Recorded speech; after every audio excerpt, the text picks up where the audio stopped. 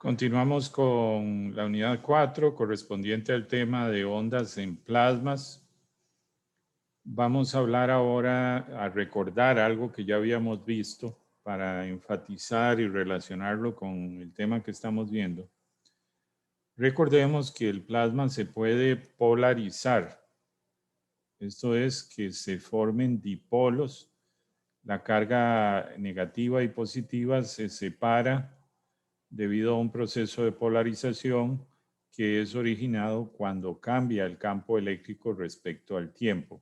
Esto lo habíamos visto en la unidad 3. Esa velocidad deriva es opuesta para la carga negativa y la carga positiva. Eso hace que las cargas se separen y esa variación con el tiempo del campo eléctrico da origen a ese efecto de dipolo. Y aquí lo que tenemos es un momento dipolar eléctrico en cada uno de ellos y la suma de todos esos momentos dipolares nos da la polarización neta que tiene el plasma. Muy bien, recordemos un material dieléctrico desde el punto de vista de definición es un material con una conductividad eléctrica baja. Tal vez en el caso del plasma no aplique del todo propiamente ese requisito, porque el plasma, dependiendo de la temperatura, en tanto más temperatura, más conductividad eléctrica tiene. Pero el plasma sí tiene esa característica que tienen los dieléctricos de que puede formar dipolos eléctricos en su interior cuando está expuesto a un campo eléctrico, en este caso un campo eléctrico que cambia con el tiempo. Entonces, principalmente por esa característica es que decimos que el plasma es un dieléctrico, porque tiene la capacidad de formar dipolos eléctricos en su interior cuando está expuesto a un campo eléctrico variando con el tiempo. Habíamos visto que el campo eléctrico generado por esas placas, esos electrodos, va a ir cambiando de la condición en vacío. E sub 0 en este caso representa el campo eléctrico que habría suponiendo que aquí no hay plasma, que lo que hay en medio es simplemente vacío. Ese sería el campo eléctrico de sub 0. Pero en el momento que usted agrega un plasma, vamos a ver que el campo eléctrico empieza a cambiar justamente por la constante dieléctrica de ese medio, en este caso el plasma. Recordemos que la constante dieléctrica la representamos por K. Entonces, siendo así, si la constante dieléctrica en el plasma crece, si esta K crece, claramente la fracción como un todo se hace pequeña. Entonces el campo eléctrico dentro del volumen de plasma, ese campo eléctrico oscilante o variante en el tiempo empezaría a decrecer justamente cuando la constante dieléctrica empiece a crecer. Decimos entonces que si la constante dieléctrica del plasma es muy grande, los campos eléctricos AC son eliminados, por decirlo así. Entonces, como una onda tiene consigo un campo eléctrico perturbado, un campo eléctrico que varía, en el caso que estamos analizando, sinusoidalmente, es un campo eléctrico AC. Entonces, vean ustedes la importancia de conocer la constante dieléctrica del plasma, porque si la constante dieléctrica del plasma es grande, ese campo eléctrico AC va a ser reducido y podría hacer que la onda ni siquiera pueda penetrar ciertas zonas del plasma o ni siquiera pueda penetrar al plasma, porque la constante dieléctrica del plasma es tan grande que elimina ese campo eléctrico AC. Entonces, en el tema de propagación de ondas es fundamental conocer la constante dieléctrica del plasma, porque eso define, por ejemplo, si una onda se puede propagar o no se puede propagar. Muy bien. Entonces, habíamos visto en la unidad 2, perdón, en la unidad 3, la permitividad del medio, en este caso del plasma, cuando teníamos esta condición. Teníamos un campo eléctrico cambiando en el tiempo que generaba una polarización, pero el campo eléctrico es perpendicular al campo magnético. Aquí el vector verde estaría cambiando de dirección constantemente hacia arriba, hacia abajo. Pero la característica es que el campo magnético externo y el eléctrico siempre son perpendiculares. Cuando nosotros tenemos ese escenario, habíamos analizado y habíamos obtenido que la permitividad del medio se puede representar de esta manera, donde permitividad del medio es epsilon, mientras que epsilon sub 0 es la permitividad del vacío. Recordemos que JP es la densidad de corriente del plasma que se obtiene con esta relación. Y si nosotros queremos saber esta velocidad, pues nada más tenemos que sustituir esto, donde la masa sería la masa en este caso de los iones, que se suele representar por una M grande. Aquí cambio esta M por una M mayúscula y por eso es que aquí aparece esta M grande, correspondiente a los iones. Recuerden que si sustituyo la velocidad de polarización para los iones, la carga es negativa aquí. Pero observen que aquí tengo otro negativo, entonces por eso es que me da positivo y la masa de los electrones sería M minúscula, tal cual. Tendría entonces densidad por carga multiplicado al final por una suma de masas, que es la masa de los iones más la masa de los electrones, por el cambio del campo eléctrico respecto al tiempo, y abajo me quedaría carga por B cuadrado. Entonces digo que esto que está aquí es la densidad de corriente. Y por definición, vemos que densidad por la suma de masas es lo que llamamos densidad de masa, que también lo representamos por ρ. Esta es la densidad de masa, que es la suma de las masas multiplicada por la densidad de partículas.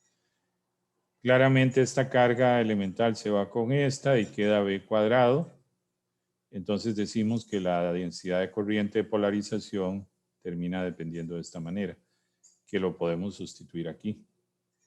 Recuerden que en términos de notación, esto que está aquí también se representa como E punto. E punto. Donde E punto es una notación que representa la derivada del campo eléctrico respecto al tiempo. Entonces, podemos entonces ya cuando hacemos esa sustitución, este término como un todo se nos convierte en este y nos queda entonces que la permitividad del medio es igual a la permitividad en el vacío más la densidad de masa por el campo o partido del campo magnético al cuadrado. Si nosotros esto lo dividimos entre epsilon sub 0 y este otro también lo dividimos entre epsilon sub 0, al igual que este que está aquí, entonces nos va a quedar 1 más este término. Pero aquí epsilon sub 0, si vemos con cuidado, c cuadrado, de esta relación que viene del electromagnetismo, yo sé que c cuadrado es 1 partido epsilon sub 0 mu sub 0. De aquí podríamos despejar 1 partido epsilon sub 0, que es lo que tengo aquí, 1 partido epsilon sub 0, que sería c cuadrado por mu sub 0, que es lo que tengo aquí.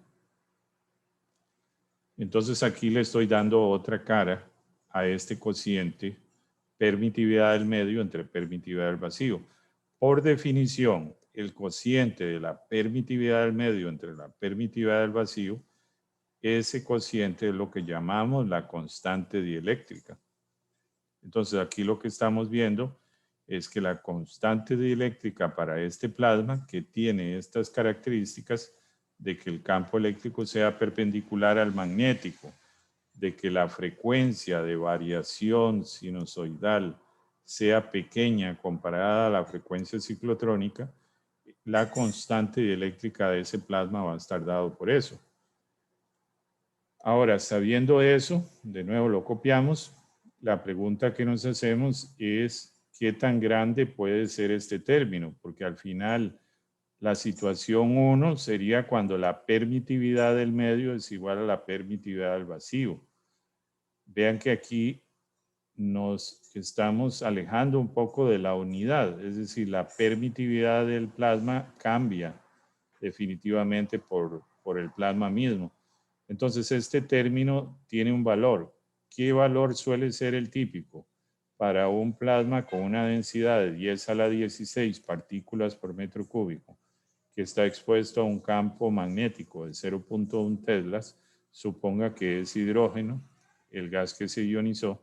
Si nosotros sustituimos este término, el resultado que vamos a obtener es 189. Es decir, este término de aquí está dando 189.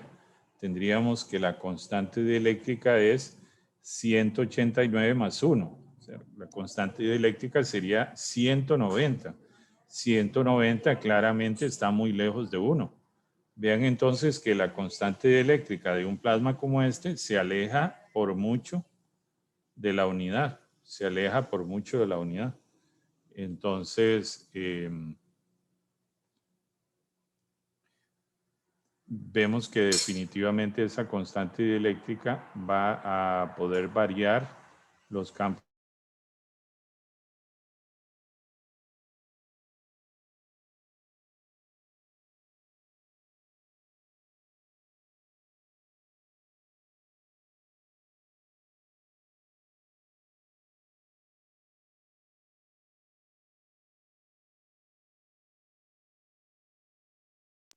Profe, yo creo que tiene el micrófono muteado. Muchas gracias, sí. Justo en ese momento llegó mi hija y me distrajo. Entonces, esto que les voy a mostrar es la teoría general. Puede ser que parezca confuso, pero sí es importante por lo menos mostrarles a ustedes la teoría general para que ustedes tengan al menos la idea de cuál es la teoría que uno usa, pero ya de forma general. Y luego vamos a empezar en las siguientes clases a ver los casos específicos. Entonces, tenemos la expresión de Faraday, esta que tenemos por aquí, y tenemos la ley de Ampère. Y nosotros debemos recordar que tenemos la ley de Ohm, no la ley de Ohm generalizada, sino la ley de Ohm ordinaria de un conductor que me relaciona el campo eléctrico con la densidad de corriente, donde el término que multiplica a la densidad de corriente es lo que yo llamo la resistividad. Pero si yo lo pongo de esta manera, si yo esto lo pongo de esta manera, el término que multiplica el campo eléctrico es la conductividad, porque lo que sabemos es que hay una relación inversa entre la conductividad y la resistividad. Expresado de esta manera, la ley de Ohm, lo que tenemos aquí acompañando al campo eléctrico es la conductividad, tal cual. Luego, recordemos que la densidad de corriente se obtiene considerando la velocidad relativa de los fluidos. Entonces, insisto, aquí tenemos la ley de Faraday, la ley de Ampère, la ley de Ohm. Nosotros podemos usar esas tres ecuaciones para encontrar lo que se llama la ecuación de onda. La ecuación de onda. Teniendo presente justamente que la ley de Ohm, J igual sigma por E, la densidad de corriente puede variar con la frecuencia, el campo eléctrico puede variar con la frecuencia y también la conductividad puede variar con la frecuencia. Eso es muy importante tenerlo presente. Es decir, en la ley de Ohm, cada uno de estos términos ya de forma general podrían variar con la frecuencia de la oscilación. Aquí estamos hablando de oscilaciones sinusoidales. Entonces, omega es la variación, es la frecuencia angular de la variación sinusoidal. Bueno, la densidad de corriente puede variar con esa frecuencia, el campo eléctrico también y la conductividad también. Ahora, si yo tomo la ley de Faraday, aquí voy a usar el lápiz. Si tomo la ley de Faraday y lo multiplico vectorialmente a ambos lados por nabla, lo que voy a obtener es esta relación de acá. Ahora, esto que tengo aquí es equivalente a esto. El menos nabla cruz derivada de B respecto al tiempo es equivalente a menos derivada del tiempo de nabla cruz B. Pero observen que nabla cruz B viene de la ley de Ampere. Entonces yo podría sustituir, voy a ponerlo aquí en rojo, que ese nabla cruz B es esto que tengo en rojo. Y cuando usted aplica a cada uno de esos términos la derivada, le quedaría derivada de J respecto a T, que es esto que está aquí, y la derivada temporal de la derivada temporal del campo eléctrico. Entonces eso daría la segunda derivada como tal, que es lo que tenemos aquí. Claramente aquí queda mu sub 0 por epsilon sub 0, que es esto que está aquí, y en el primer caso por J quedaría mu sub 0. Pero lo que hice fue derivar respecto al tiempo cada uno de estos términos. Entonces, cuando nosotros la ley de Faraday la multiplicamos vectorialmente por nabla, y eso lo hacemos con la intención de que esto se nos convierta en el rotacional de B, y entonces poder sustituir la ley de Ampere en lo que antes era la ley de Faraday y poder obtener una relación que se conoce como la ecuación de onda. Esto que vemos aquí, esta expresión como un todo, ya después de que usted toma este término que está negativo, lo pasa a este otro lado, le queda este, y este que está aquí pasa al otro lado positivo, y adicional usted sustituye esto utilizando esta relación, que mu sub 0 por epsilon sub 0 es 1 partido c cuadrado, que viene de esta misma relación de aquí abajo. Entonces la deja expresado en términos de la velocidad de la luz. Bueno, esta expresión como un todo, esta es lo que se llama la ecuación de onda. Cuando uno resuelve esa ecuación es para describir el comportamiento de la onda en el medio en el que se encuentre. Insisto que esto que les estoy mostrando es la teoría general. Puede ser que no quede clara del todo, pero lo importante es que sepan cómo se llega a ese planteamiento. Cuando uno quiere resolver el movimiento de una onda, resuelve la ecuación de onda, que es esta que está aquí. Entonces, vuelvo a copiar la ecuación de onda tal cual. Como yo lo que tengo es un campo eléctrico variando sinusoidalmente, lo expreso de esta forma. Y también tengo un campo magnético variando sinusoidalmente, lo expreso de esta forma. Y tengo una densidad de corriente variando sinusoidalmente.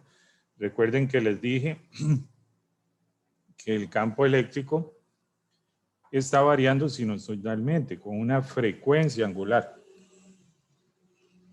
Y la densidad de corriente también es una densidad de corriente perturbada, que está variando con una frecuencia angular también, al igual que el campo magnético. En una onda electromagnética usted tiene el campo eléctrico variando sinusoidalmente, el campo magnético variando sinusoidalmente. Esa onda, cuando penetra el plasma, puede dar origen a una densidad de corriente que también varía sinusoidalmente. Aquí la amplitud que aparece en cada uno de los casos se representa con un techo, indicando que es una amplitud que incluye el desfase de la onda, pero esa amplitud depende de la frecuencia angular de la perturbación y el número de onda también. Volviendo a un tema que ya vimos, cuando yo tengo el campo eléctrico sabiendo que varía sinusoidalmente de esta manera y yo lo derivo respecto al tiempo, me doy cuenta que lo que me queda es que al derivar respecto al tiempo, simplemente agrega un menos i omega a la expresión. Y entonces me quedaría esto multiplicado por menos i omega. Pero si ustedes observan, eso que encerré es justamente e. Entonces, derivar respecto al tiempo e es igual a menos i omega por e, vector. Aplicar el operador nabla, como ya lo vimos también, es agregar un IK. Entonces, lo que podemos utilizar como regla de ahora en adelante es que cuando veamos un nabla, sustituyámoslo por IK. Y cuando veamos una derivada respecto al tiempo, sustituyámosla por menos i omega. Esa es la regla que vamos a usar. Entonces observen aquí, aquí tengo un operador nabla. Yo lo puedo sustituir por IK. Y este lo sustituyo por E techo. ¿Por qué? Aquí tal vez no lo representé, pero tienen ustedes que tener presente que en el caso de E, observen que E tiene esta E a la algo. Entonces, al igual el operador nabla también lo tiene. Entonces, este exponencial se termina cancelando, quedando únicamente el E techo. Por eso es que cambié el E por el E techo. Tal vez ahora más adelante lo van a ver con más claridad. Pero entonces estoy cambiando el nabla por IK y estoy cambiando el E por E techo. Aquí de nuevo el nabla lo cambio por IK, porque eso es una regla, habrá un operador nabla, lo que me viene a sumar en una variación sinusoidal es un IK, y el E lo cambia por E techo. La derivada del campo eléctrico respecto al tiempo, como dijimos, es menos i omega por E techo. Ya van a ver ustedes cómo usar esto un poquito mejor. Por ejemplo, aquí teniendo un campo eléctrico que varía sinusoidalmente y un campo magnético también que varía sinusoidalmente, observen que este nabla lo sustituyo por IK y este E lo sustituyo también por E techo. Y esta es una derivada respecto al tiempo. Entonces, si recordamos lo que vimos antes, una derivada respecto al tiempo se sustituye por menos i omega. Pero claro, de aquí sale un menos i omega que se multiplica por este menos, entonces queda i omega positivo. Y el B techo. Voy a tratar de poder mostrarles aquí. De este B queda B techo por la exponencial. Voy a poner ahí un gamma ahí. Entiéndase. Entiéndanse que el gamma ahí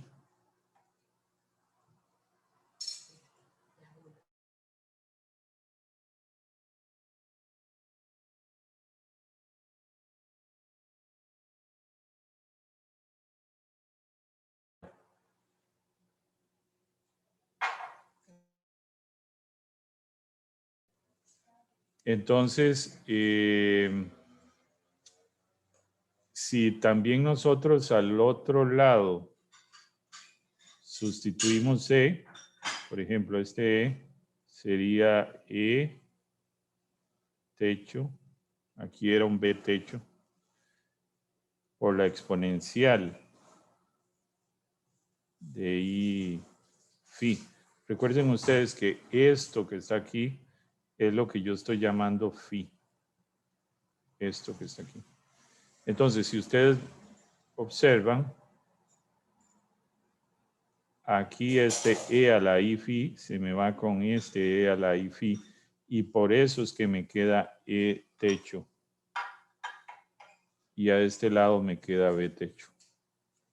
Esa es la razón, porque a ambos lados me queda la exponencial elevado a la I por la fase phi. Entonces ambos lados se cancelan, convirtiéndose entonces en esta expresión. Muy bien, entonces vemos cómo la ley de Faraday, en términos del número de onda y de las magnitudes de las funciones sinusoidales del campo eléctrico y magnético, la podemos expresar así. De igual manera, sabiendo que el campo magnético varía sinusoidalmente y la densidad de corriente, podríamos nosotros aquí de una manera muy fácil, aplicando las reglas, Nabla lo sustituimos por IK, B por B techo, el J simplemente sería sustituirlo por J techo, el E es una derivada respecto al tiempo.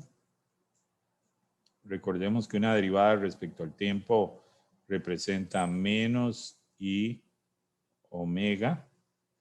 Entonces de ahí viene este menos I omega y se multiplica mu sub 0 por epsilon sub 0. Y entonces nos queda esta relación de aquí. Entonces convertimos la ley de Ampère en una relación que viene en términos de K y de B techo. Muy bien, ¿eso para qué puede ser útil? Bueno, observen, aquí convertí la ley de Faraday en términos del número de onda así, como IK cruz C techo igual a I omega B techo. Entonces voy a tomar eso, que viene de lo que acabamos de analizar, copiarlo exactamente igual, y ahora asuma usted que tiene un plasma cilíndrico con un campo magnético apuntando axialmente, tiene una antena que lanza una onda electromagnética, donde K es el vector que nos indica de dónde viene la onda, hacia qué dirección se está propagando, y aquí me dicen que el campo eléctrico perturbado es perpendicular a la propagación de la onda. Entonces vean que si sabiendo eso, yo hago el análisis aquí de esta relación que obtuve, observen que K cruz E, como forman un ángulo de 90, K cruz E1 es diferente de 0. Es diferente de 0. Entonces eso nos lleva a que K cruz C, al ser diferente de 0, B perturbado tiene que existir. Entonces decimos que en una onda transversal, tiene que haber un campo magnético perturbado. Esto es una manera de probarlo. A partir de las ecuaciones de Maxwell, le dice a usted que en una onda transversal, donde K es perpendicular a E, tiene que haber un campo magnético perturbado, definitivamente. Y eso implica que al tener un campo eléctrico perturbado y un campo magnético perturbado, lo que tenemos ahí es una onda electromagnética. No sería así el caso si tenemos una onda longitudinal. Observen que aquí el K y el E1 apuntan en la misma dirección. El E1 apunta para acá, en la misma dirección de K. Entonces K y E son paralelos. Si yo hago el mismo análisis aquí con la relación que obtuvimos, si K y E son paralelos, este producto vectorial da 0. Al dar 0, nos lleva a que el B perturbado tiene que ser 0. Por lo tanto, esta onda longitudinal, el campo magnético perturbado es 0. Es 0, es una onda electrostática, no es una onda electromagnética. Yo les había mencionado en clases anteriores que una onda electrostática es una onda que no tiene campo magnético perturbado. Entonces ese sería el caso en esta situación. Muy bien. Rápidamente, para ir terminando, esto ya lo habíamos visto, pero lo recuerdo. Les decía que el plasma se puede polarizar y se forman dipolos eléctricos, entonces podemos sumar esos momentos dipolares que se representan por P, y la suma de todos esos momentos dipolares partido por el volumen de plasma que tengo es lo que yo llamo la polarización. Claro, como hay una separación de carga, entonces yo tengo una densidad de carga producto de la polarización. Esa densidad de carga la puedo obtener con nabla punto la polarización. En la ley de Gauss, yo puedo sumar a la densidad de cargas libres la densidad de carga consecuencia de la polarización.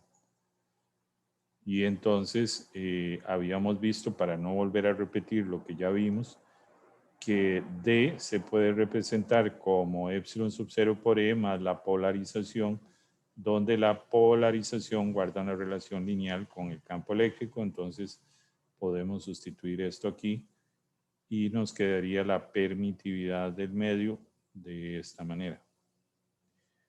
Recordar, insistir, ya lo he mencionado hoy, que la polarización en el plasma se da porque el campo eléctrico cambia con el tiempo. Entonces, esto lo vamos a retomar en la siguiente clase y ver la importancia de la relación entre D y el campo eléctrico cuando yo tengo un medio con una permitividad que no necesariamente es la permitividad del vacío, ¿verdad? Que es el caso del plasma, según lo que analizamos en la clase.